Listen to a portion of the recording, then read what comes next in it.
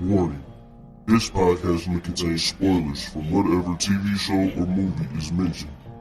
Please listen at your own discretion. Welcome to Viewers Anonymous.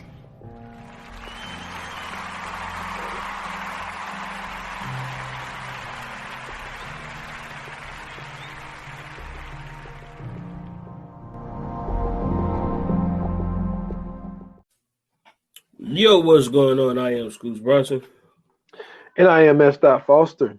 And this is the Viewers Anonymous podcast. What's going on with you, my brother? Another day on Earth, man. So I'm going to call it a good day, even though this is my weekend to work.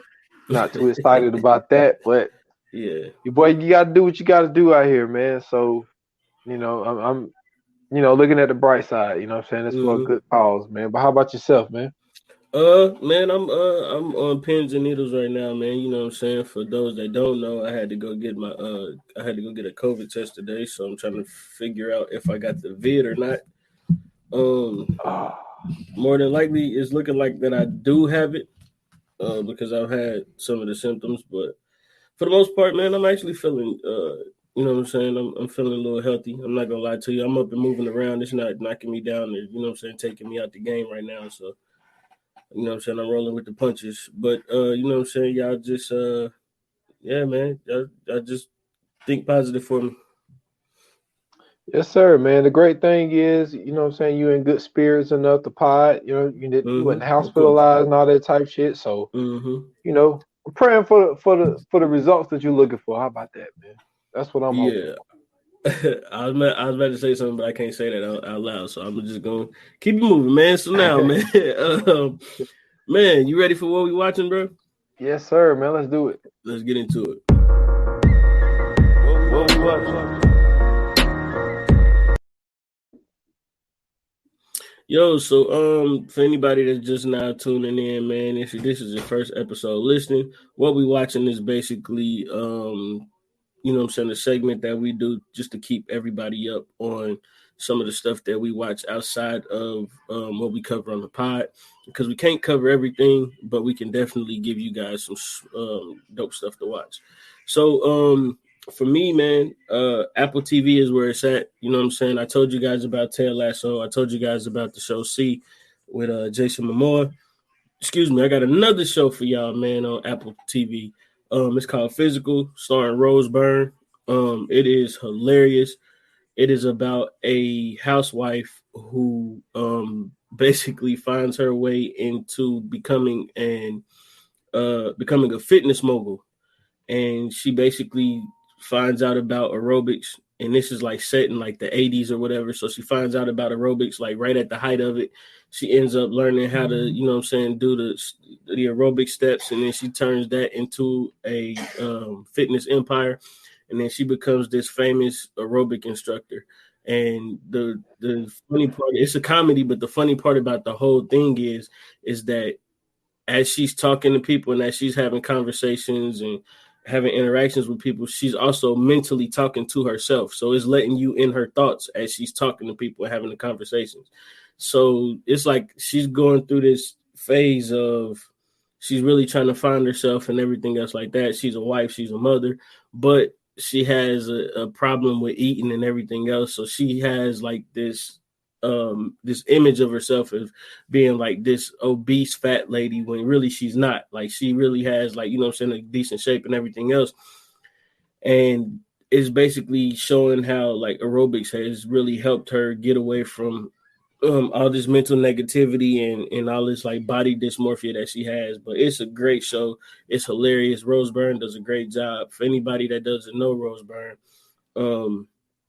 she was the head bridesmaid in the movie Bridesmaid. She's funny, she's hilarious. She does an outstanding job in this show. It's on Apple TV. It's called Physical. Be sure to check it out. That's what's up, man. And the crazy part is I've been wanting to watch that show, and we were just talking about Apple TV. I think I'm about to jump in, man. I get a free year for having an Apple phone, so I'm definitely gonna sign up, man. I just don't know what I'm gonna watch first, man. It's so much to watch, bro. That's what I'm saying. And they got stuff coming too. I know my top 3 though. You know what I'm saying? Okay. You've been talking about all of them. Ted Yeah. Lasso. You know what I'm Yeah. saying? Facts. See, Yep. and that fitness. Those are the Yeah. 3 Physical. shows that I'm shooting for. Tell you, Well, but C physical. is gonna have you. C is gonna have you glued in. I I had hope to so. pause it and wait. I got like 2 episodes I get to binge watch, so I'm trying to space them out so I can binge watch them. But Yeah, man, it's that good. that's what's up. So a show that I started, man, it came out last year actually, and I seen it, and I've been wanting to watch it, but you know how shit just slip your mind, and then boom, it just popped up on me the other day, and it's on FX, man. It's called A Teacher. It's a show about a female teacher was having a sexual relationship with a 18-year-old student of hers. He was an English student of hers. I got to episode 9, so I'm on episode 10 right now, and it's just basically you see how a new teacher moves to a new school. She was a middle school teacher, made the jump to a high school teacher.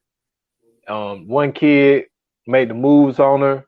She was married, no kids, but her and her husband was trying to have kids, and like so then this young boy come in the picture, he makes a move on her and she falls into it as well. And then the more you get to watching, it's like then you understand kind of why she kind of did it, because I think 2 reasons why she did it. Number one, I think because her first was her husband and she didn't have sex until she was 21. So it's kind of like, you know, it's like there's suspicion, like you're suspicious. You know what I'm saying? It's like I only been with this one person and I didn't have sex until I was 21. You know what I'm saying? So it's kind of like bang out one of your students. Yeah, bang out one of the students. But one thing I like about the show is the fact of now it seems like it's starting to take that turn though, and I think I'm about to get mad because right now both of them you could tell like they really fuck with each other. Like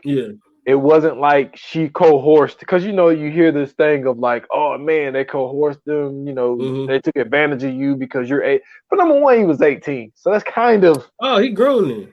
Yeah, but the way that she got locked up, she was locked up like 6 months, and she confused. took a plea deal. Yeah, how's she locked up for banging an 18-year-old? Because it was her student. Yeah. Oh, okay. Well, okay. Yeah, I think that if maybe it's just a conflict. Look, I don't know. Yeah, I don't know what necessarily the law is. I think that if it would have been a situation where he was 18 and like maybe went to another school, it'd have been different. Yeah, it would have been different. But I think because she was actually his English teacher, I think that's why there was a whole thing. But like, dude, they was like literally like in love, dude. And like when the whole shit broke up. Okay, like, was he 18 the whole time? He had. I'm trying to think. Did he bang? I'm trying to think. Did they fuck before his birthday? I don't think they did. I think that. No, I'm talking about just in general. Like not even the bang part. Like was they just like with each other before he was 18? No, no, not really. She got locked up either. No, he had his birthday before they had sex. So no, I'm not talking about the sex part. I'm talking about just the relationship. Yeah, he was 18. He was 18 the whole time that they had like a relationship. And no, that's crazy. I'm totally against that. I feel like if you're 18, bro, like at that point you could sign your own papers to do stuff. Dude, because I'm thinking like, yo, the shit. I mean, you can go to war at 18. You know what I'm saying? You can buy cigarettes at 18. Fam, so it's at 18, like you should be able to decide whether or not, you know what I'm saying, you're gonna bang your teacher. Yeah, man. So it's Kate was it Kate Mara? Moss? No, Kate Mara. M-A-R-A. You seen her in you remember Shooter with Mark Wahlberg? Kinda, yeah. You remember the girl that was his the dude that he was with Shooter where he was overseas. Like a sniper or something? Yeah, he was a sniper and she was the ex-wife of a dude that died while they was over in Army, and she like patched him up and all that type shit. Remember her. But she's also an executive producer, and Jason Bateman is an executive producer as well of the show. Oh, so it's some comedy in it then. Well, not necessarily. I mean, there's some shit really? that's funny in it. But the thing is, like, what they trying to do, and this is the one thing I don't like about it. Like, they're trying to show like this trauma shit. And I'm not saying that these people don't have trauma. I'm just saying I know people who bang teachers. Remember, we was having a conversation when they off air with the people involved in that. Yeah. And it's like, dude, these people are fine in the world that I know. So it's 100%. Yeah, like, but they was heralded as like gods. Yeah, it's like for the dude, I'll tell you this, then we'll get started. Like the dude, like he ended up going to Texas University, and like he ended up joining the sorority, and the sorority is his best friend's fraternity. Yeah, his the fraternity leader is his good friend's brother. Yeah. And he had told him about the teacher. So like he telling everybody. And then it showed this one girl. So he's giving this one girl head, right? So he gives the girl head, and then he goes up to get ready to start smashing. So she want to talk all of a sudden. Like, fuck. So she's talking, and then he starts banging it. And then she was like, "Did you learn that from your teacher?" She's you're supposed to be like, yeah, hence the word teacher. And so he kind of, you could tell by his facial expression, he wasn't cool with that, because the thing is, he actually loved the woman, and the woman actually loved him. And then she gets out of jail, then she meets somebody on Tinder, and the dude cool. And then, you know what I'm saying, he take her home, and then when he about to bang, like, no, not when he about to bang, he started banging, right? And then he was like, "Oh yeah, you such a naughty teacher, aren't you?" And all this like shit. It was like, that's hilarious. Hey, boy. And then she started crying and shit during the sex. And I'm like, okay, man, come on, man. Like, oh yeah, he ruined the mood.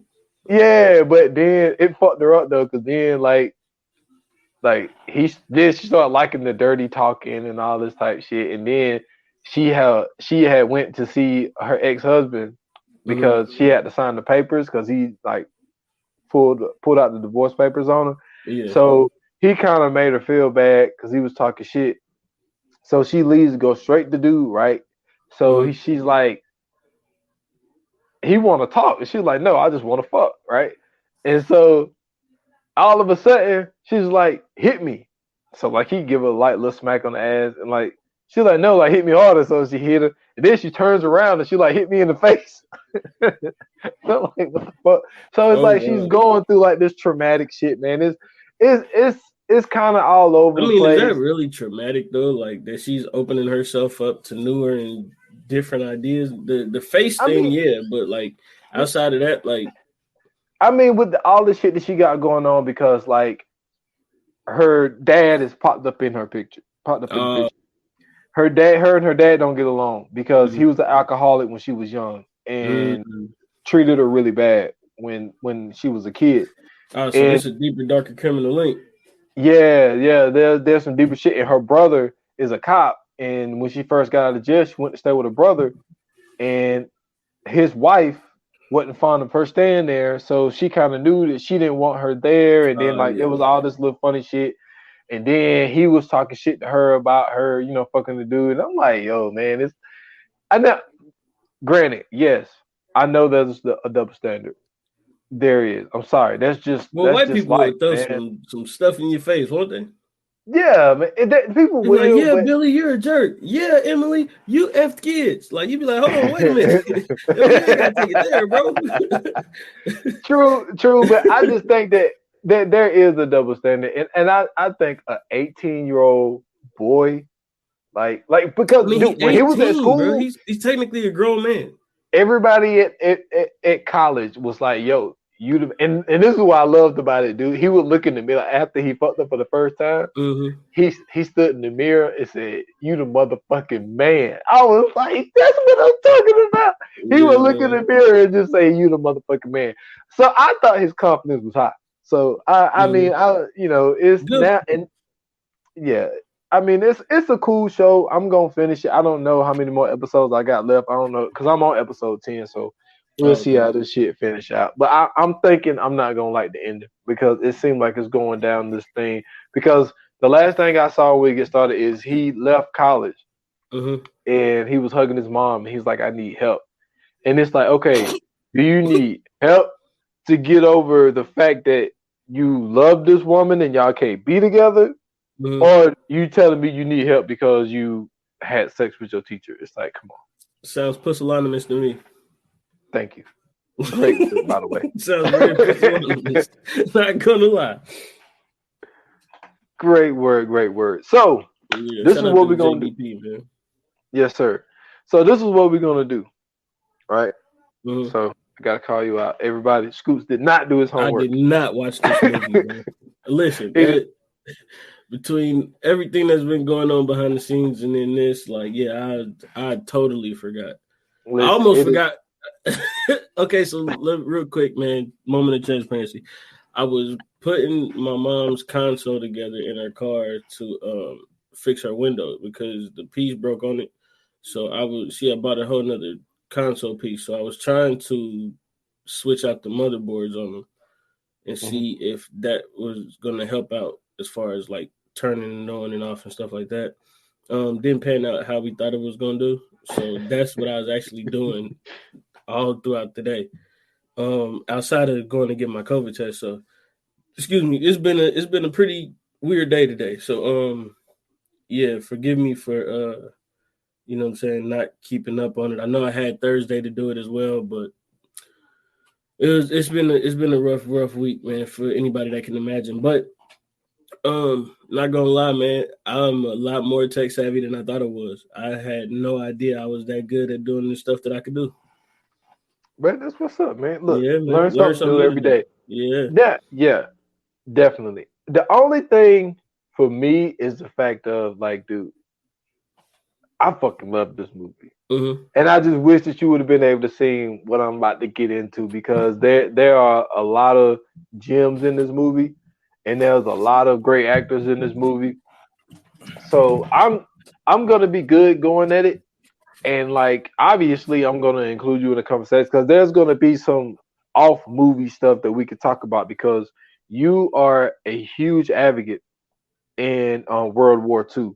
So, you know, with the Nazi Germany, racism, all of those type of things, all of this stuff is bunched into this. And when we talking about the Buffalo Soldiers, the first, well, that wasn't really the first. They kind of let them fight in the first one, but not really, you know. Well, really, this one was when they really started running out of bodies. So that's really the main reason why they even let them fight in this war, because they was running out of white bodies to throw at them. So this is going to be a very interesting story to tell because this is actually a story goes along with this. Like this isn't just a made up story that's about World War II. And Spike Lee is great at this. Like he's already done this before with the Five Bloods. He done it before with this, where some people went to war, and then there was the story to go along with it, and all this type shit. So that's basically what this is. But dude, the people in this movie, dude, it is insane. And for the people that don't know, because I haven't even said it, we're doing Miracle at Santa Ana. It's a 2008 film. Listen to me, dude. Listen. Yeah. You got Derek Luke, Michael Ealy, Laz Alonso, Omar Benson Miller. You got your boy John Turturro. Is that how you say it? Yep. You got Joseph Gordon-Levitt. Kerry Washington made an appearance. Omar Hardwick is in this. Hardwick, nice. Yeah, Omar Hardwick is in this bad boy. Michael K. Williams make an appearance in this movie. So it's just like, and then you got Tory Kittles. You said Derek Luke already too, right? Yeah. You got Tory Kittles, you know what I'm saying, who shot Young Caesar / 50 Cent 9 times and Get Rich or Die Trying. Like, it's a lot of people in here, a lot of noticeable people in here. And basically the rundown of this movie is, so Laz Alonso, who is played by Hector. So Hector is sitting there watching TV, and he's watching a movie that was involving the war that he was in, and he just basically says like, "Yo, we fought too," because the movie didn't show any black people. Mm-hmm. So basically, he's working on his job. He got 3 months to his retirement. His wife passed away. He has no record, no nothing. He's just chilling. Just working at the post office. Yeah, just working at the post office. Mm-hmm. Then all of a sudden, a guy comes up, want to buy a stamp. He looks at the guy. He makes a double take, and he looks at him. He's like, "You shot the motherfucker." And then close the window and says closed. And so wait for the police to take him. So he ended up going to jail. And people are trying to figure out, like, why would you just shoot a guy when you got 3 months left, till you retired? And then they're searching his house and they find this headstone that's just in his closet, buried at the bottom of his closet. And so the police found it. They take it to this historian guy, and he lights up like a motherfucker. He's like, "Yo, this is the missing head of a statue over in Florence during World War II. Like it's been missing for years." And they were like, "Well, it was just in our perp's closet." So then Joseph Gordon-Levitt, which is what's that motherfucking name in this? He's Tim Boyle. He's talking to him. He was like, "Yo, like you have a story to tell. Like if you tell me, maybe we can, help each other out."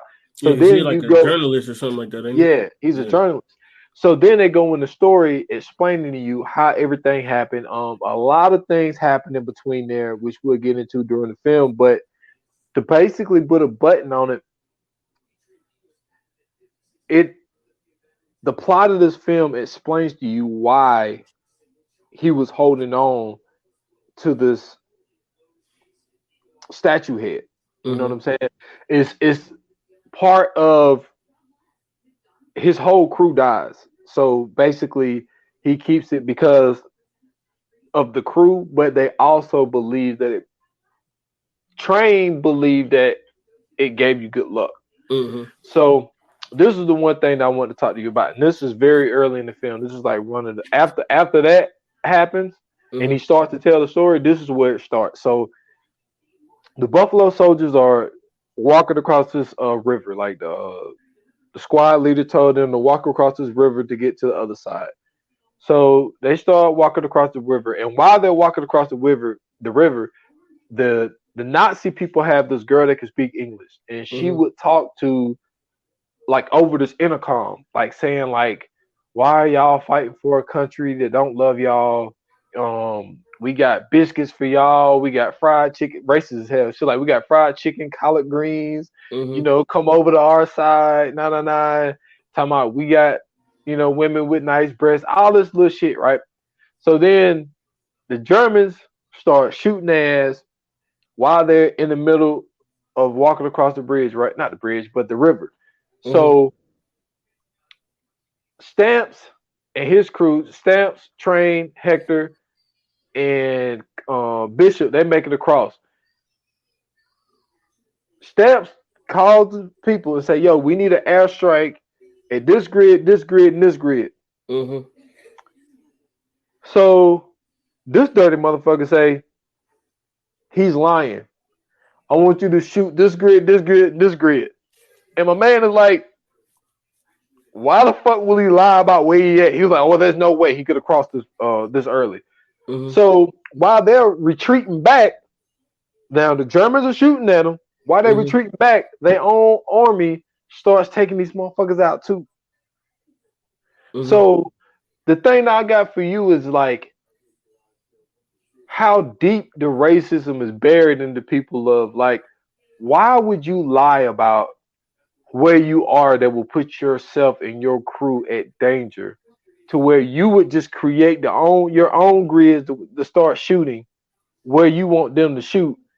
It's just like, all I could think about is like when me and Uncle Watson would have these conversations, and he would talk about like the mindset of these white generals and just the way that black people was treated in general in the army. So now you didn't see it. It was a very sad scene to see, but like, what are your thoughts on the whole thing of telling them, yo, shoot these 3 grids. No, you're lying. So I'm gonna create the grids and say this is what I think you are, and I'm gonna start shooting here. And then pretty much the whole George and Fox company gets taken out by their own guns and the German guns. I mean, we don't even have to take it as far as even being in war. We could take it just as far as American society. You have people who literally fight against legislation that would not just help out black people, not would help out you know what I'm saying, poor black people, poor Mexican people, poor immigrants, anything else like that. But they would also help themselves out by voting yes on certain legislation. But instead, because they're being told that it's going to help out, you know what I'm saying, blacks and Hispanics and other immigrants in the country, they vote no. So in turn, they leave themselves out as well. I've literally seen people talk about how they'll back a billionaire instead of backing the common person, just so, you know what I'm saying, other people of different ethnicities and backgrounds wouldn't get, you know what I'm saying, the benefits that they would get if they would have voted yes or they would have backed a different candidate. We watched so many people in our tax bracket that were of Caucasian descent back up Donald Trump just because you know, he was wanting to build he was going on the platform of building a wall around the border so Mexicans wouldn't get in. So for people who know and for people who lived here, you know what I'm saying, as many times as they try to say that they're not aware of it or not, but racism runs very deep in this country. Racism is it's the bloodline of this country.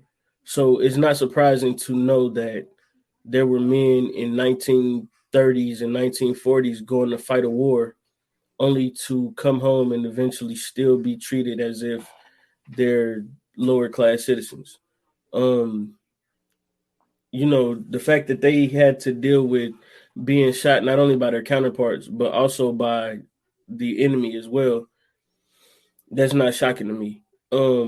What's even more shocking to me is the fact that you got guys like the Tuskegee Airmen who went out and made sure that B-57 bombers could get across, and they risked their lives to make sure that, you know, saying these bombers got across and back to where they were supposed to go. Not even that.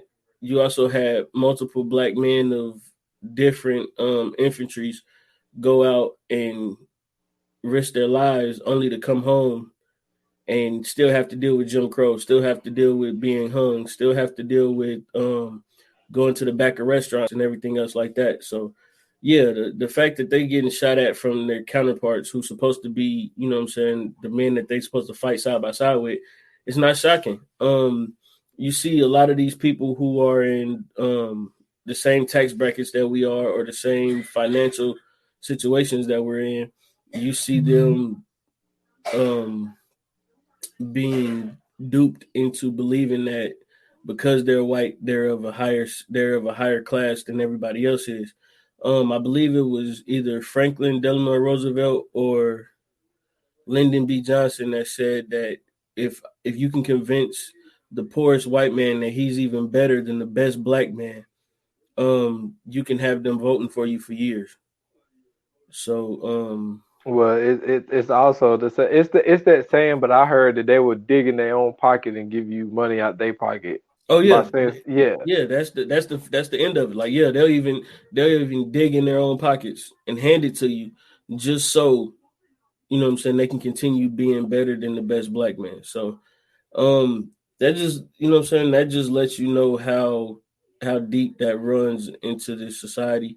And just, you know what I'm saying, even if you think about it now, if you go back a couple years and when 45 was doing the whole MAGA thing, like, come on, man. It just lets you know that even if they have to sacrifice themselves, they'll make sure that you stay in society's perception as long as possible of being the lowest of the low and even if that means that they have to sacrifice everything that they have. Yeah, I get into that a little bit deeper, a little later on in the pod. But also, to piggyback off what you're saying, think about the Civil War, my guy. Like there were white people fighting a war for rich white people to keep their slaves. 100%. One of the dumbest shit I've ever heard. So, it's crazy. So they cross over, and the crazy part was they see this this haystack moving by itself. It's just like a haystack going across the field, and it happened to be this little boy. Yeah. This little French boy, and so what ended up happening? A bunch of shit happened there, and they ended up taking the boy with them because it was a lot of bombs still falling. Bomb fell on the building. Boy got some of the wood came on top of him, so they took the little boy with them. That's going to be very important. So they took the little boy with them. They hanging out, and they ended up going to one of these little towns that hasn't been taken over by the Germans yet. And so they are pretty much shacking with these people, trying to strategize because their radio was out. So they couldn't get in contact with anybody because some people thought that they was dead because their radio was out. And so while they're there, they are trying to nurse the little boy back up, and then these other people end up showing up. Now this is where shit got very interesting because these are people who some of them has kind of flipped to the German side. And while they was there, like they kept talking about there's this legend of the sleeping man. And the legend of the sleeping man is it was like this guy who said that it was a mountain that looked like a face, it looked like if you can imagine a person and they like they're just laying down and you see the shape of their face, like you see the nose and their chin and stuff like that. There's a mountain that looks like that, and they call it the sleeping man. And like there's a legend that if you on this side of the mountain, some shit about you're protected and all this type of shit. So these people had this belief that while we're here, we are being protected by the sleeping man. That's why they think that the Germans haven't taken over this little village of a town yet. But while they're there, there's a bunch of shit that's going on. Like for number one, to bring up that point that I was saying I was gonna bring up later in the pod, I'll bring it up now. They're having this party, and so all of the guys are there. It's Train, Stamps, Bishop, and Hector. So they all at this party, and Stamps is trying to hit this girl, but Bishop is too. But they had beef before the whole shit started. Like there's some shit that you would have to just watch it. But they got beef, and both of them going after this one girl, trying to fuck this one girl. And so Stamps is talking to Hector. It's like, yo, like, you know what's crazy? He was like, while we're here, he was like, I don't feel like a nigga. He was like, while we're over here, he was like, they don't have no problem with us black people. He was like, we're gonna go home and we're treated like second-class citizens. But over here, he was like, I actually feel like I could be myself. And that was to go back off of what you were saying. It was just like, you shouldn't feel, because the way he put it, he was like, I shouldn't feel more comfortable in a foreign country than I do when I go home. And it's sad that there are actual real soldiers that felt this way. And something else that a lot of people don't talk about, not all of these soldiers came back home. Or they stayed. They stayed. Marvin Hagler, I don't even think he was a part of the war. Remember when he got enough money, he moved over there to France too. That's what I'm saying. And it's like, to think like, dude, I could not think like, I mean, we just didn't grow up in that era. Like we go through shit, but not like the type of shit they went through. It was way more blatant then. Yeah, like to put that shit in your brain, like if you were to be in that mindset of you fighting Nazi Germany, and you over here in Italy, France, whatever, and like these people, they look like your oppressor, but these people treating you like, you know what I'm saying? Like, yo, we good. Nah, And not the Nazis. Not the Nazis. no, We not the talking about Nazis. I'm at the talking about the time we talk people. about we talking about France. France is different. Like France has always had a love for black people. Even the when they sent over the Statue of Liberty, the Statue of Liberty is It's a gift, replica of a black woman. dude. That's history that a lot of people don't know. Dude, I saw a picture. It's funny you brought that up. I saw a picture on social media. It got the Statue of Liberty and it got Owen Wilson right beside of it. Yo, he looked just like Hilarious. the Statue of Liberty. But, that's actually hilarious. But the reason that the Statue of Liberty is green is because that's not the original Statue of Liberty. The Statue of Liberty, that's actually the second Statue of Liberty. So the reason that is green is because it depicts a black woman. So that's why the whole thing is green. That's why it isn't like a different color. And then that they sent another one over. They sent another. That's what I was about to say. It's they smaller. They just sent another one over. It's smaller, but that one is like a bronze sculpture or whatever. But that's still supposed to be depicting a black woman. Didn't they put it in Vegas? Is that where they was putting it? I don't know. I don't know where they put it. I just read about it not too long ago, so I don't know where they put it. But I know they sent like a miniature scale version of it. But the original Statue of Liberty was a depiction of a black woman. They sent it back and had them redo it and make it all green. And that's why, that's why it looks the way it looks now. But it's still supposed to be a depiction of a black woman. Wow. But yeah, man, it was, I just can't imagine that, man. Like it's hard to think that, because you would think you're doing what you're doing, you're fighting for your country, and you would think that you would get a different kind of respect level. And it's not that way. Now, there was an argument that Bishop and Stamps had, and I would love to hear your thoughts on this, because I'm kind of in the middle. If you put yourself in that time, because this was 44, this movie is based in 44. So they're having an argument because he would always say that Bishop was the type of dude that set black people back 400 years, because Bishop, his whole thing was, for number one, he had like trained Omar Benson. He was kind of depicted as being a little slow, like he wasn't, you know what I mean?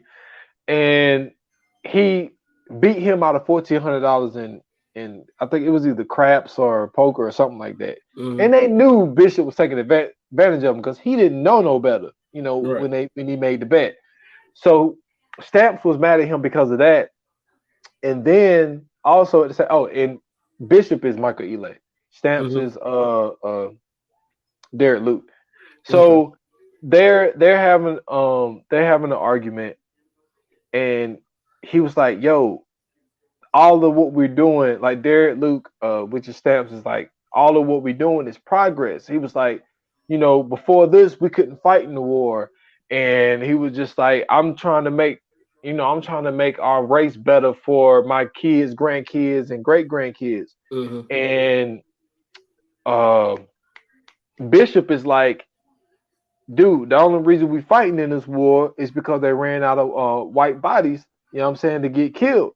And then he was like, oh, you want to talk about progress? He was like, he pulled out this chip out of his pocket and he tossed it to him. He was like, you tell me about this progress. And what it was a coin that had this ice cream parlor on it, right? So it shows them back when they was in training. They was in training in Louisiana.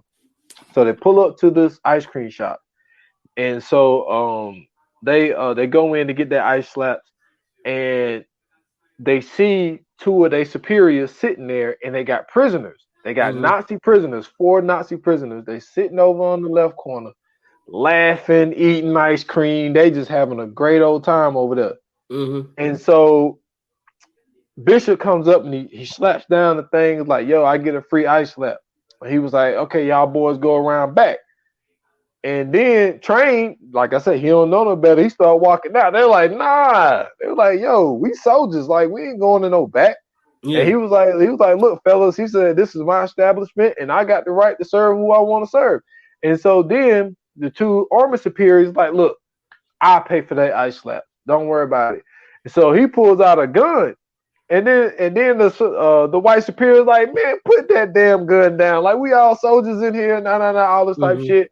And so then Stamps is like, yo, these Nazi prisoners over here having a good ass time over here. You serving them, but you won't serve us. And he was like, you know, this is my establishment. I serve who I want to serve. So superiors leave. They take their German prisoners with them. And so then the store owner pulls his gun back out, talking mad shit, nigga this, all this type shit. So they leave.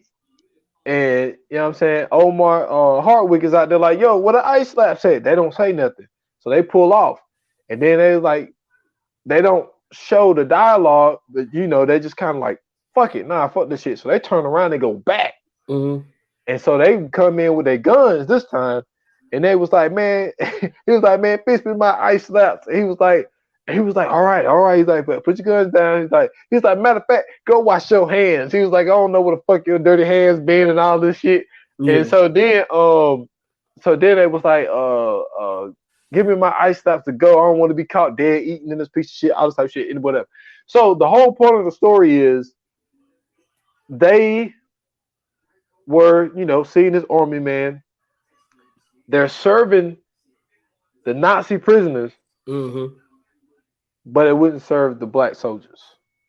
Are we surprised at that though? No, not surprised at all. I mean, just think about that. Just the optic of that. Just let's think about that. You got what was it? 6 white men altogether? Yeah, it was more people in there, but yeah. I'm just saying, just 6 white men in uniform, right? Let's just say they all in uniform. 6 white men in uniform, just laughing, having a good ass time, eating ice cream. 4 of these motherfuckers, right, are Nazis. Yep. Nazis. They not American soldiers. They not football players or basketball players. No, they Nazis. This man refuses to give U.S. soldiers ice cream because they have a different skin color. But he'll let Nazis eat at his establishment, eat all the ice cream they want. Just giggle, kiki, all that shit. Think about that. But no, also think about, why are you letting your prisoners eat ice cream? We ain't even gonna get that deep into it. Let's just nigga, they Nazis. Yep. Once again, the mental aptitude of this country, of this society, is probably one of the lowest in the world. This is the same country that still reps for the rebels. This is the same country that still rocks Confederate flags. This is the only country I know where you could be a loser and still get your shine on. Yep. They send every year when the Super Bowl happens, they send the loser t-shirts. Where they send them to? Africa. Yeah. They send them to Ghana and all these other places where, you know what I'm saying, they send them to all the African villages, all the Indian villages. It's somewhere in Sri Lanka, some little kid still has on a Atlanta Falcons t-shirt from 1996 when they lost to the Broncos in the Super Bowl, right? Say Super Bowl champion, 1996 Atlanta Falcons. You know what I'm saying? Jamal Anderson doing the dirty bird on that bad boy. It's a kid in Sri Lanka with that t-shirt right now. Okay. The only loser memorabilia that they never sent off was the Confederate. Yep. They just now knocking down statues and monuments to the Confederacy. Just now in 2020, 2021. So it really goes to show you what this country really thinks of, you know what I'm saying, us. You know what I'm saying? It just goes to show you. And then even to think about that in Louisiana in 1944. Yeah, okay, I get it, bro. You hate me. That's cool, whatever. I'm fighting for this country. I'm wearing my uniform and everything else. You mean to tell me that a Nazi, the people we fighting against, you mean to tell me they got more push and pull in this state than I do? I mean, I get it. You don't like me. Don't get me wrong. I understand. But at some point, bro, you got to give me a pass. We talking about Nazis. You know what I'm saying? We ain't talking about a game. We talking about practice. Like, it's a Nazi, my G. You mean to tell me a Nazi got more pull in this country than I do? That lets you know everything you need to know. They literally brought Nazis over here to build up NASA. Meanwhile, it was 4 black women who helped us supposedly get to the moon, right? Mm-hmm. But they just made a movie about them. But they talk about all the Nazi scientists all the time. They made hella movies about them, right? They made all kind of movies about NASA, Nazi scientists, and all that stuff. NASA, Nazi, it's all the same thing.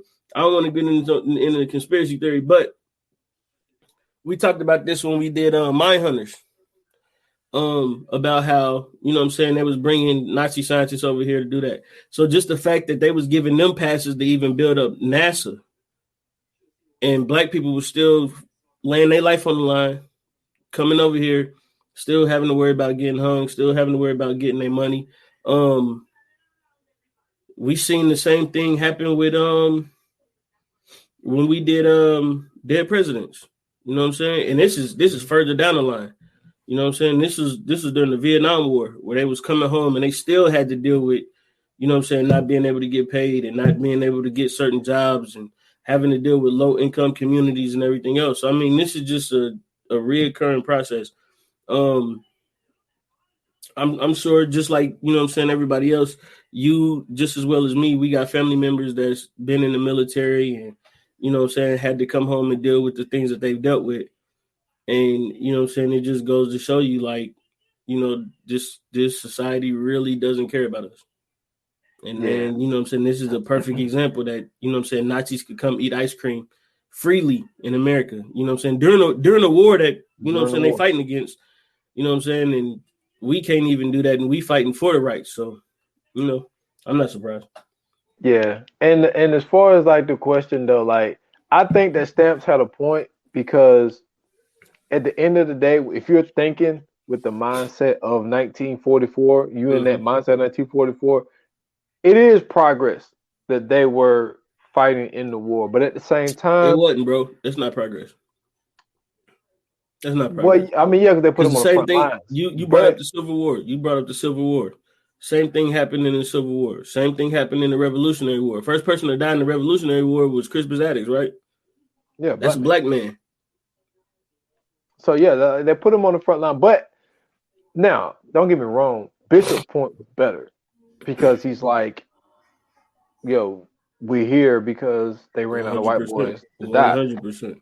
Same thing with Tuskegee Airmen. Yeah, and what you didn't bring up was they didn't lose one bomber ship. That's to be mentioned. There you go. You know what I'm saying? So, remember, yeah, they wouldn't let us in the NFL, and look at where that motherfucker is now. Oh man, we can't go down that road. I'm just saying, we make everything better, bro.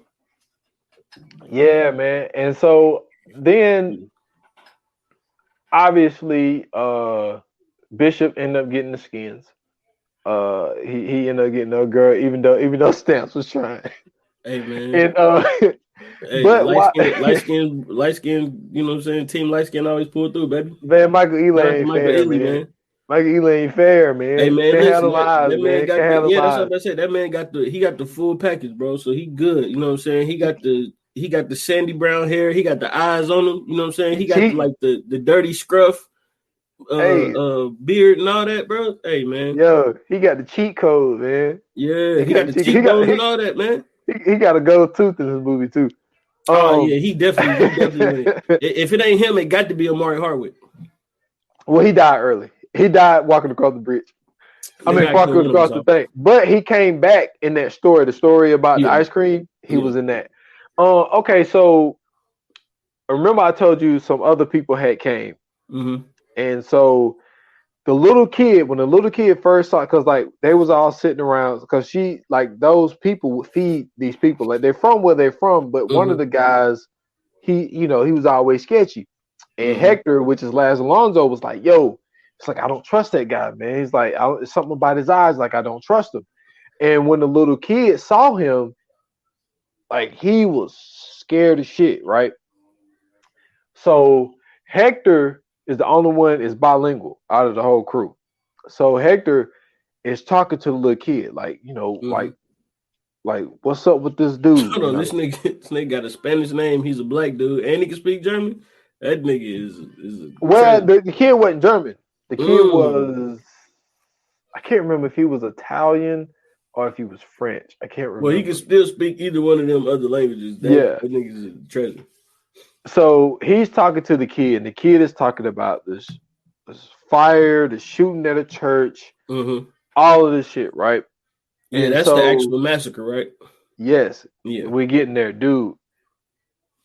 That opening scene of them walking across the river, don't get me wrong, sad scene to watch. Mm-hmm. But that motherfucking massacre at that church, dude. So the German guy's like, yo, where is this? He was looking for someone, asking them where he at. These people, they just refugees. They don't know shit. And there was a priest there, or a bishop, whatever you want to call him, and he's telling the German guy, like, yo, they don't know who you're looking for. He was like, you got uno minutes. And so he's like, well, he turned around, started telling them to get on their knees, and they started praying.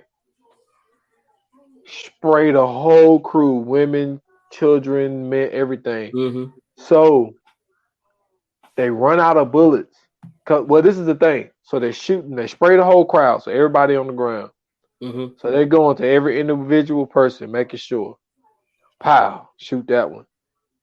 Pow, shoot that one. Run out of bullets. So then they start stabbing the people that wasn't dead.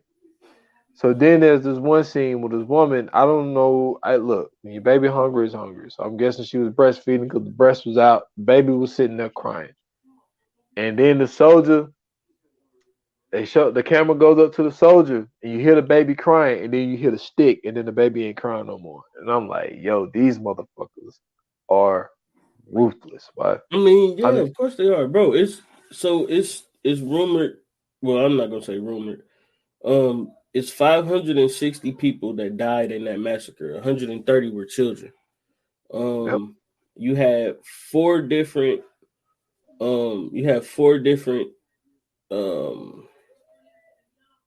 Battalions a part of that massacre. One of them was actually a part of Mussolini's crew, which was the Russian crew. So this is the at the time it was what, the USSR or some weird stuff like that. But yeah, they was a part of Mussolini's group as well. real quick, we about to get sidetracked real quick. Yo, did you know that Mussolini got punked into joining up with the Nazis, bro? How so? this nigga Hitler like pressed him to like jump in with him, because Mussolini wasn't with that. You know, Mussolini was a dictator too, but he was like, yeah, you know what I'm saying. And this is ours. It's like I'm trying to think of like what's the closest thing to it. Like, what's the remember? Did you ever watch wrestling like WCW? It depends. You remember NWO, right? Yeah, I remember that. Did you ever see the NWO where they made like the Mexican version of NWO, the Wolfpack?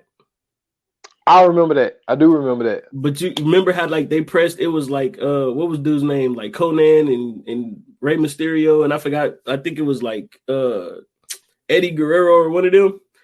Like, but remember they pressed them to become like a part of the NWO. Okay. That's how Hitler pressed. That's how Hitler pressed Mussolini. Like he literally was like, he had him on the radar. So like at first Mussolini was like, nah, fam, we ain't doing that. Like, nigga, you run up on here, you know what I'm saying? This whatever, cuz. And then Hitler was like, oh, you think this is a joke? So like Hitler literally took like some people from his camp and tortured them in front of Mussolini. And Mussolini was like, nah, you got it, bro.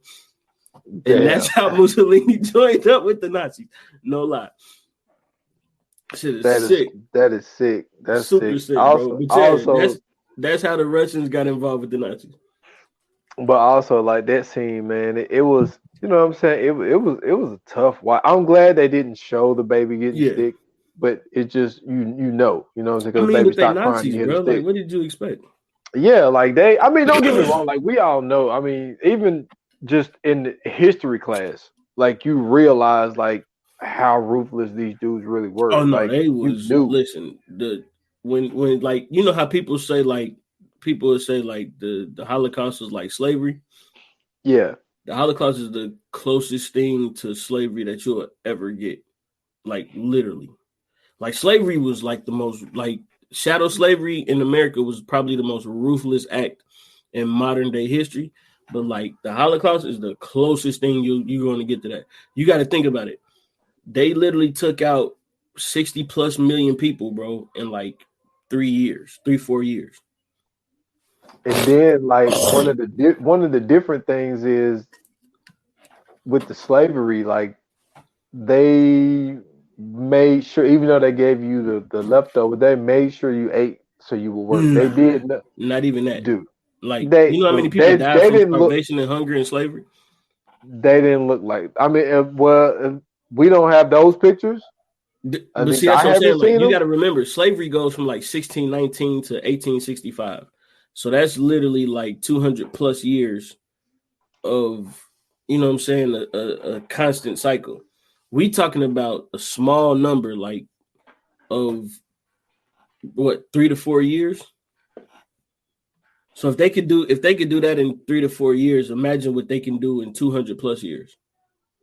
Yeah, like it would have been, dude. That number got to be like close to the billions, bro.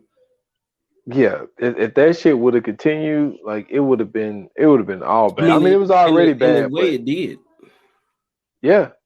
You know what I'm saying? Yeah. So it shows the massacre, man, and the kid. Mm-hmm. The how do I explain this? One of the dudes he recognized because that guy told him and this other kid, Arturo, to run. Mm-hmm. And he saw the other guy that he was with the Germans, but the other guy, he was a soldier, but he told him to run away. Mm-hmm. So he was cool with the one dude, but he was scared of the other dude. Right. So Hector is like, yo, that dude, I'm telling you, I don't trust that dude. I don't like him. So they tell the dude that the kid was scared of to go look over the hill to see if everything was clear, to see if they were safe. He runs up to the top of the hill. You see the whole motherfucking German crew coming, dude. It's like, dude, it had to be 10,000 on foot. They got tanks, everything. Yeah, he goes back. Is it safe? Yeah, it's safe. And like, so then they told Hector to go because they wanted to keep the one German dude that told the kid to run, because they told when they finally got the radio working and shit, they told them to get a German prisoner. So they told them they got a German prisoner. They're like, okay, we on our way. Right. So Hector goes up there. He's sitting with dude. And dude, he about to roll up a cigarette. He was like, nah, I got a cigarette. So he give him a cigarette. So he sitting there smoking the cigarette. So the dude that the kid is scared of, he goes up and stabs the other dude in the neck, kills him. He goes to cut Hector, but Hector turned his head so he only get the side of his neck. So he didn't really get the, you know what I'm saying, cut his throat. He only got his neck. He did some other shit. But, okay, the dude that he shot in the post office was a dude that sliced the side of his neck. That's the same guy. Okay, so we're going to go back. So now the Germans are coming to invade that little town that they were sitting in. Right. So long story short, well, before the Germans got there, the Americans got there first. So that same sergeant that did not take them coordinates that he told him was the one that was with them. So it was so funny. Derek Luke is a fucking great actor. So yeah, he is. The dude walks up. He's like, "Where's that German prisoner?" And he was just like, he got this stupid look on his face. He's around the corner. He goes around the corner and he sees that little kid is up on the train. So he was like, "Train, get rid of that damn kid." And he was just like, "Man, the kid won't leave us." So anyway, so they get into an argument. So he goes around the corner and he see that the German dude is dead. So he starts dragging him down these steps. I'm like, man, what the fuck is this? And he was like, he looks dead, don't he? And so they having this argument and shit. And so he tells old dude that shot 50 Cent 9 times to go get that little kid from Train. Dude, this how you say it? The cinematography on this part, dude. So you remember I was telling you about the sleeping man. Yeah. Okay. So when the dude went to go get the kid, Train jacks him up and holds him up in the air. And while he's holding him in the air, his head is back. Dude, they got a shot of him with the sleeping man right behind him, and his face is shaped just like that fucking mountain, my guy. Like, I don't know, man. Listen, it is the craziest shit you will ever see in the film. Man, I'm gonna have to take a picture of that shit and send it to you. It is crazy. So the people think that now he is the sleeping man. But this is the funny part. The little kid, because see, they couldn't. The only way they could communicate with each other is they would have to tap because he didn't understand his language, and he always called him his chocolate giant. That shit was fucking hilarious. When they was in that building, he licked his face, and then he said, "You don't taste like chocolate." That shit was hilarious. Pause that whole scene. So then they're just like Stamps and the whole crew. They're just like, since they got in an argument with the dude, they're like, look, we just gonna stay here then. So they go to leave. Germans blow up their damn thing. Whole fight scene goes down. So everybody's about to die. So the little kid goes up to Hector, right? Gives him that statue head. Hector had this thing around his neck because he was very religious, and he had this cross, and he would kiss, like he would put it over your neck, and he would kiss the cross. So he took it off of his neck and gave it to the little kid, right? And had the little kid kiss it. So the kid walks away. Hector is the only one that survives. He get a purple star, all this shit, right? So now you go back to present time, which was, I think it was 1983, I believe. So Hector's in court, and he has a public defender, and all of a sudden, Kerry Washington pops up like she's motherfucking, what was her name in Scandal? Olivia Pope. Yeah, like she's Olivia Pope in this bitch. She just pops up, and she's just famous lawyer and shit. And so the judge is like, all right, $2 million bond. She's like, all right, we'll pay cash. And he was like, well, you approach the bench. And so he was like, why are you making a mockery of my courtroom and all this type of shit? And she was like, look, if you want to get that seat on the next thing or whatever, you will let this go or whatever.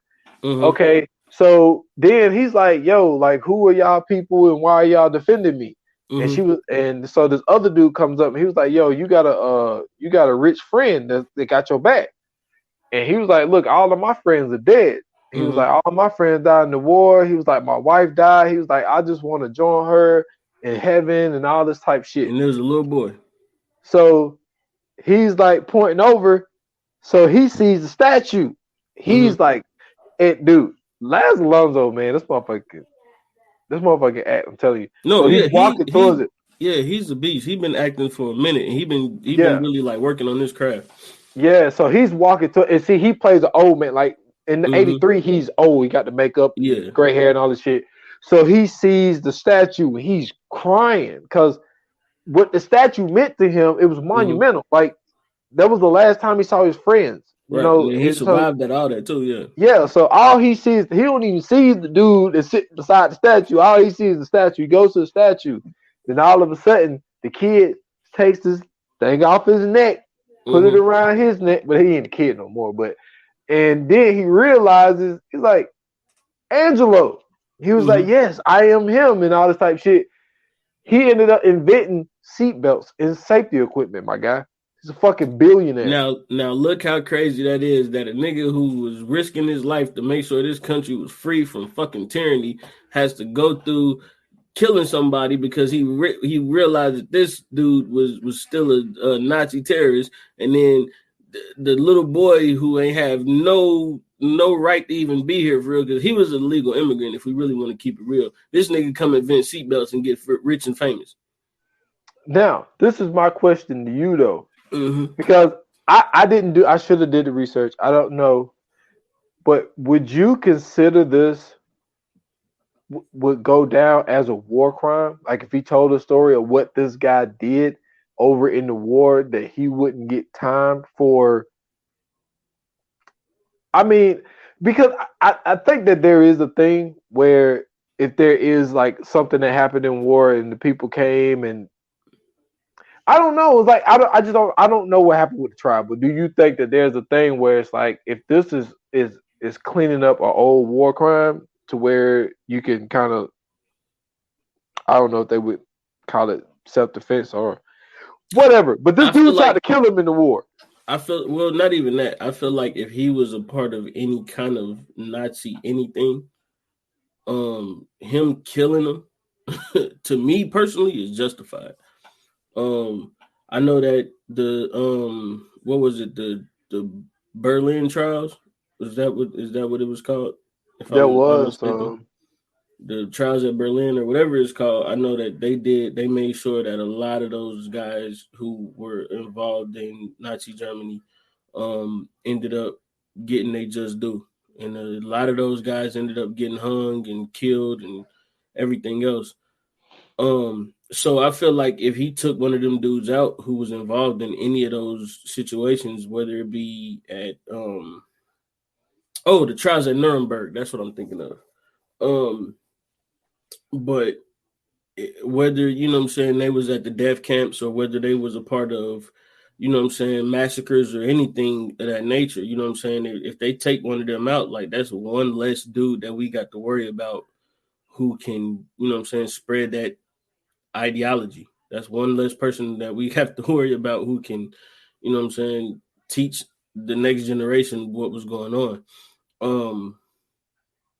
But then again, like you talking to a dude that finds it weird that the History Channel shows all kind of Nazi documentaries at 2:00 in the morning. So I don't know, man.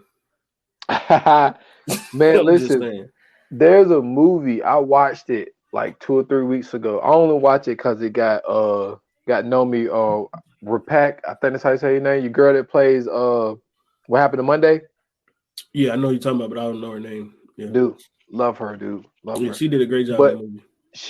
She plays in this movie, came out last year, like a lower budget movie called The Secrets We Keep. Mm-hmm. And basically what it was based in that time period. And the dude, she saw a dude in the store and she was like, that dude looks familiar. And she ended up kidnapping the dude. And she told her husband that this dude raped me during the war and killed a lot of people. Mm-hmm. So they had him in the basement, like locked up in the basement and shit, and trying to get him to admit that he did this. And like, obviously he don't admit it off the jump, but like once they get towards the end, he finally admitted, like, yo, I'm sorry. I've been trying to forget it and all this type of shit. I'm glad you said something about that because that is a good movie to go watch. But you want to watch something even better? It's a documentary on Netflix called, what is it, The Monster Next Door or something like that, about the dude who is so basically hold on, wait, let me find it real quick to make sure I'm not saying the wrong thing. But while I'm looking for it, it's basically about this guy, right? These these people who ended up surviving the Holocaust ended up seeing I'm sorry, it's not called The Monster Next Door, it's called The Devil Next Door.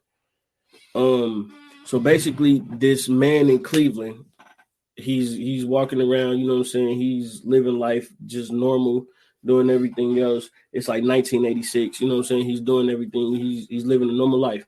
This lady walks across him, or she crosses his path and basically sees him, and she is a survivor of the Holocaust and she knows exactly who this dude is.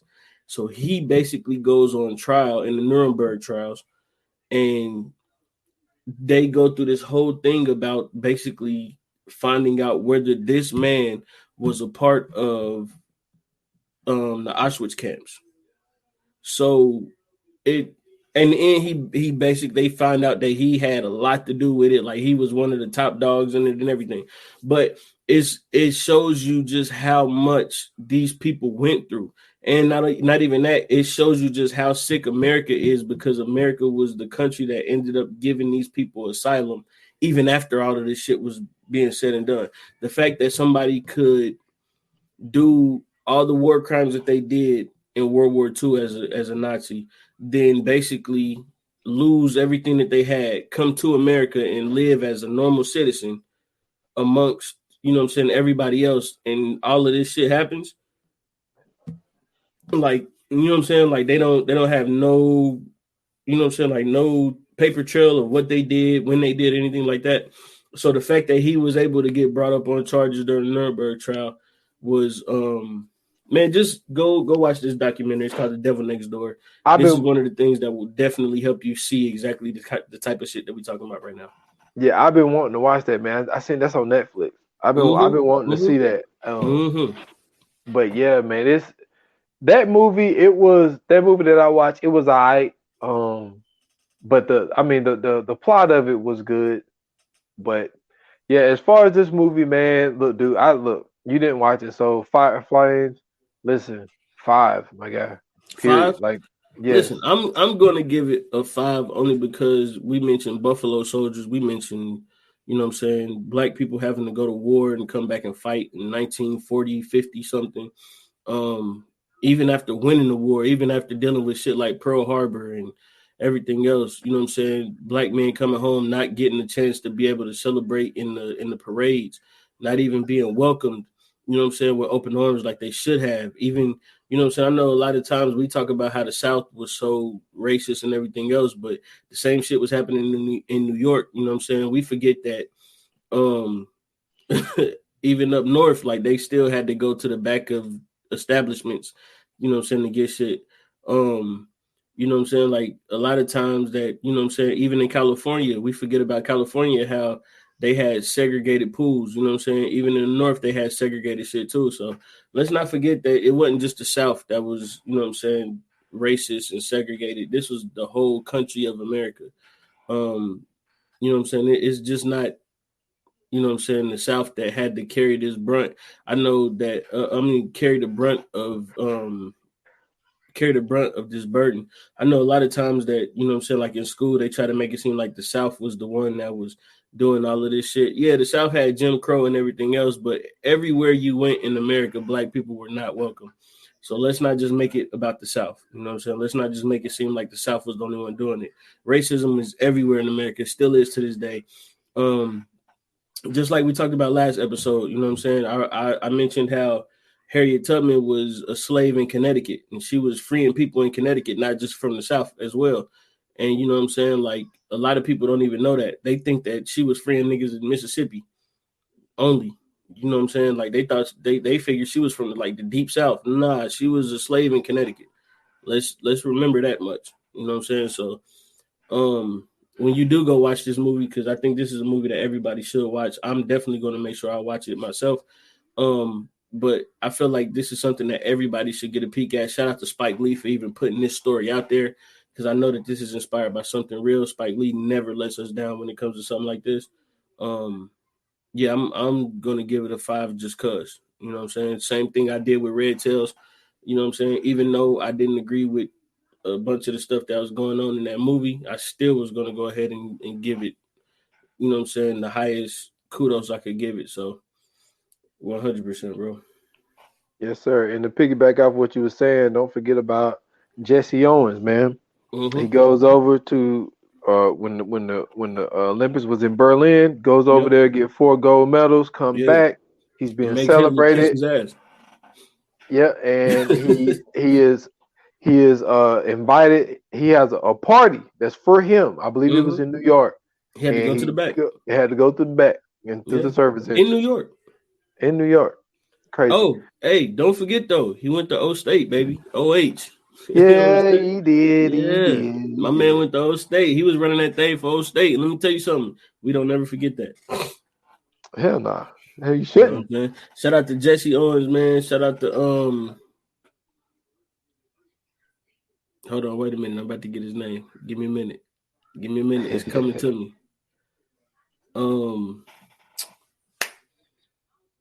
Oh my God, I can't believe I'm blanking right now. Talking about the coach? Jesse? No, he it's another track runner. Jesse Owens and hold on real quick. I'm about to find it.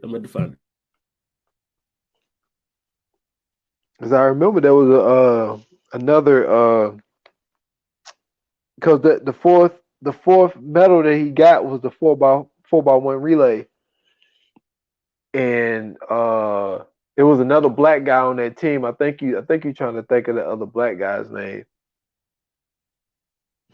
I think that we was trying to come up with. I forgot what it was. I seen the movie Race.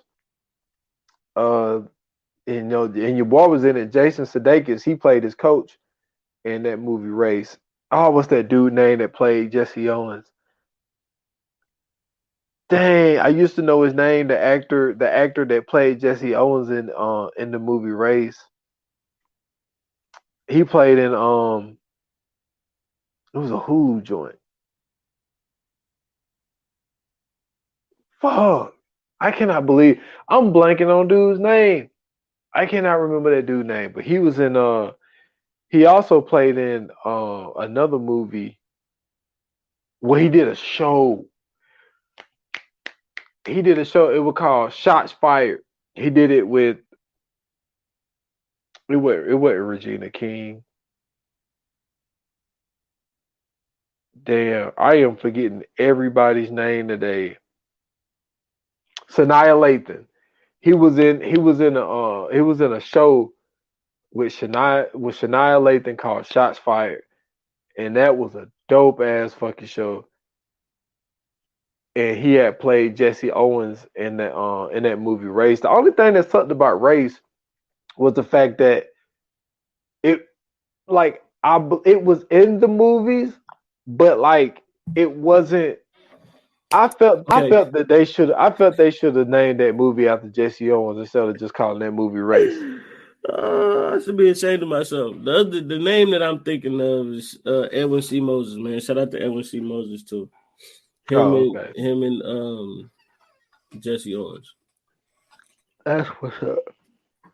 So man, we got coming soon. Yeah, man. Let's go ahead and get into it.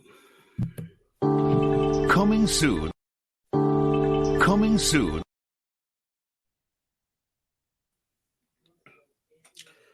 Coming soon for anybody who don't know. Once again, if you new to this, coming soon is basically like the trailer version of our next episode that we got. And listen, it's going to be a great one. It is. I think we should. I wanted to say we should save this until October, but since it's not like a slasher or anything else like that, I guess it's necessary to go into you know what I'm saying, Halloween in October. It's the Butterfly Effect, man. This movie here is listen. Dude. I'm getting into conspiracy mode in this movie. I can't wait for that. Listen, when I put that shit on the list, I said, dude, I cannot wait to hear all the conspiracies out of you, bud. Because you shout out to Ashton Kutcher too, by the way, because he did a great job in this movie. Him and Amy Smart. Both of them killed this shit. Dude, I know you are the conspiracy guy. And I was like, yo, this fucking episode, I always say I'm excited, but like I'm really, really excited because you be going down these wormholes. We might not even talk about the movie that much on this one. Because there's a lot of shit to talk about, man. Because it's like the whole concept of going back and changing this is gonna get into time travel. This is gonna get into this could get into like a multiverse. It's so much we can get into doing the Butterfly Effect. So y'all stay tuned, man. Tuesday is Friday today. Tuesday is gonna be very, very good. But before we leave out of here, man, I do want to send our deepest regards, our condolences to the Van Peebles family. Melvin Van Peebles, the godfather of black cinema, man. He definitely he saved not only just black cinema, but he saved Hollywood. If it wasn't for him, we wouldn't even have the greatness that we have in blaxploitation films. Hollywood would be trash because they was pretty much just putting out Klan movies. But without Melvin Van Peebles, man, we wouldn't really have any of the great stuff that we have today. There would probably be no MCU. There would probably be no Blade. There would probably be no urban classics. None of that good stuff, man. Melvin Van Peebles, along with a few others, but him specifically, he definitely saved Hollywood and he saved black cinema with his greatness. His son, Mario Van Peebles, continued that tradition. And I just personally want to say thank you to him because without him, we probably wouldn't even be doing this podcast right now. Yes, man. Rest in peace, man. And condolences to everybody in the Van Peebles family and everybody that knew him. Definitely, man. I'm glad you brought that up. Oh, for sure. I was going to do it earlier, but I figured the end is the best time to do that. So with that being said, let's go ahead and give him a few minutes of silence.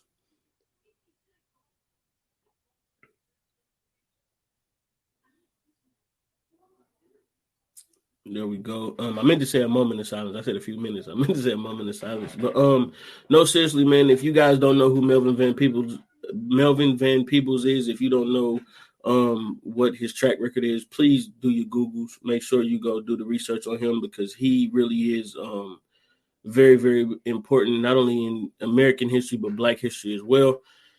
And it would be remiss of us to not give him his flowers and not show him the love that he's due. So yeah, man. Yeah, rest in peace to Melvin Van Peebles. That's a tough loss. Make sure you guys follow us on Instagram, on Twitter at WWII. Make sure you follow us on Facebook at VA Pod Watch Group. You can follow me at Scoots Bronson on Twitter, Scoots Bronson _TV on Instagram. Excuse me, 15 Minutes of Fame is I got some episodes I'm working on right now. Those will be coming soon. Make sure you check out the 4-3 pod every Wednesday. Man, we got 2 great episodes in the books, man. 3rd one coming soon, so just get ready for that. That's all I got, man. Yes, sir. And y'all can find me at s.foster8 on Instagram and Twitter. Same handle at 28 minutes or less pod on Instagram, 28 minutes or less on Facebook. Still rocking with that episode of The Hardest Character. Go check that out. That's the last episode that's out on the 28 minutes or less. And like he said, man, go check out that 4-3, man. We killing it over there. So we put out 2 great episodes the first 2 weeks. So ready to continue that as well, man. For sure, bro. For sure. So, yeah, man. Listen. Thank you guys for tuning in. Thank you guys for listening. As usual, we greatly appreciate it. Once again, rest in power to Melvin Van Peebles. Condolences to the Van Peebles family. And with that being said, like they say in Hollywood, man, that's a wrap. Cut.